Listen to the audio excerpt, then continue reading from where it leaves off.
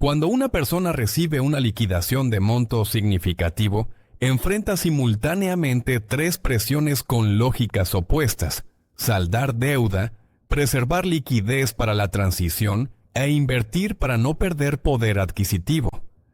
Actuar sobre las tres a la vez sin un criterio de prioridad produce resultados subóptimos en las tres. Actuar solo sobre una sin evaluar las otras dos puede generar un problema mayor al que resuelve.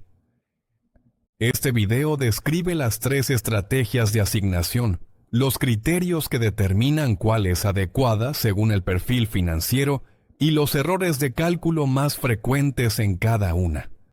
Este video asume que la persona ha recibido una liquidación que supera el monto del fondo de emergencia ya calculado o en proceso de constitución. Es decir, existe capital disponible después de cubrir la reserva básica. Los tres bloques de este video son estrategia de prepago de deuda, estrategia de preservación de liquidez ampliada y estrategia de asignación a inversión. No son excluyentes entre sí. En la mayoría de perfiles, la decisión correcta es una combinación de las tres en proporciones distintas. Lo que este video no cubre: selección de productos de inversión específicos, análisis de mercados financieros ni asesoría fiscal sobre el tratamiento tributario de la liquidación. Cada uno de esos aspectos requiere una evaluación individual que excede el alcance de este canal. La primera estrategia es el prepago de deuda. Su lógica financiera es la siguiente: saldar una deuda con tasa de interés del 18% anual equivale a obtener un rendimiento garantizado del 18% sobre ese capital. No existe ningún instrumento de inversión en el mercado que garantice ese rendimiento sin riesgo de pérdida de capital. El prepago de deuda tiene sentido financiero cuando la tasa de interés de la deuda supera el rendimiento esperado ajustado al riesgo de las alternativas de inversión disponibles. Para la mayoría de deudas de consumo, tarjetas de crédito y créditos personales, esa condición se cumple de forma consistente. Sin embargo, el prepago de deuda tiene una limitación crítica en contexto de transición laboral: es irreversible. El dinero pagado a una deuda no puede recuperarse como liquidez en 48 horas si surge una necesidad. Saldar la deuda y quedarse sin fondo de emergencia constituye un error de secuenciación, no de cantidad. Por eso, el prepago de deuda solo debe ejecutarse con el excedente sobre el fondo de emergencia, nunca antes de tenerlo constituido. El criterio de priorización dentro del prepago también importa. Las deudas deben saldarse en orden descendente de tasa de interés, no en orden descendente de monto. Saldar la deuda de mayor monto sin importar la tasa optimiza la percepción psicológica, pero no el resultado financiero. La segunda estrategia consiste en ampliar el fondo de emergencia más allá del mínimo calculado para cubrir un horizonte de transición extendido. Esta estrategia tiene sentido en tres escenarios específicos. El primero es cuando el horizonte de transición es incierto o probablemente largo. Si la persona trabaja en un sector con alta especialización, poca liquidez de empleo o en un mercado geográficamente limitado, la duración media para encontrar un empleo comparable al anterior puede superar los 12 meses. En ese caso, ampliar el fondo de 3 a 4 meses adicionales reduce el riesgo de tener que liquidar inversiones en un momento inoportuno. El segundo escenario es cuando existen gastos previsibles de alto impacto en el horizonte de 6 a 18 meses. Un vencimiento de crédito hipotecario, una renovación de arrendamiento con ajuste significativo, gastos médicos programados o una transición educativa de un dependiente. Estos gastos no forman parte del fondo de emergencia estándar, pero tampoco son imprevisibles. Requieren una provisión específica. El tercer escenario es cuando la persona considera usar parte de la liquidación para iniciar un negocio propio o actividad independiente.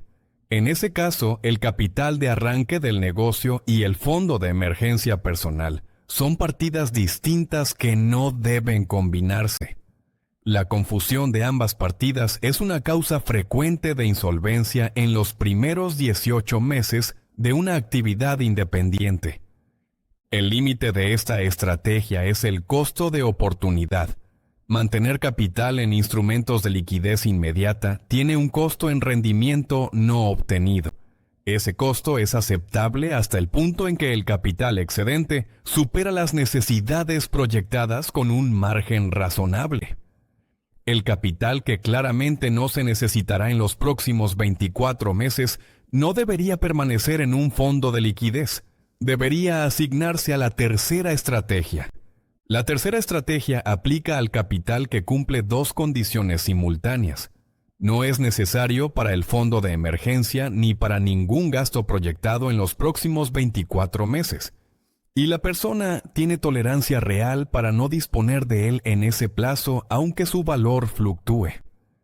El principio central de la asignación a inversión en este contexto es la correspondencia entre el horizonte del capital y el riesgo del instrumento. El capital con horizonte de 2 a 5 años puede tolerar volatilidad moderada. El capital con horizonte menor a 2 años no puede tolerar pérdida de valor porque podría necesitarse antes de que el mercado se recupere.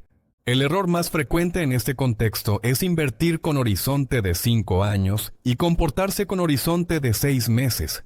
Esto ocurre cuando la persona no ha separado correctamente las tres partidas.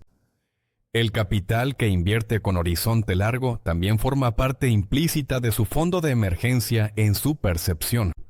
Al primer signo de dificultad económica personal, rescata la inversión con pérdidas. La separación funcional es la siguiente. El fondo de emergencia existe y es intocable para cualquier propósito distinto a una emergencia. El capital de inversión no existe como liquidez disponible. Existe como activo con horizonte definido. Si esa distinción no puede mantenerse operativamente, la asignación a inversión no es adecuada en ese momento. El monto que se asigna a inversión depende del resultado de las dos estrategias anteriores. Es el excedente que queda una vez constituido el fondo de emergencia en el monto correcto y ejecutado el prepago de deuda de alto costo. No existe un porcentaje universal. Existe un orden de prioridades. Para cerrar, la asignación de una liquidación no tiene una respuesta única, pero sí tiene un orden lógico que reduce el riesgo de error. Primero, la estrategia de prepago de deuda produce el rendimiento más alto disponible para quien tiene deuda de consumo activa con tasas superiores a los rendimientos esperados del mercado, pero solo es ejecutable con el excedente sobre el fondo de emergencia.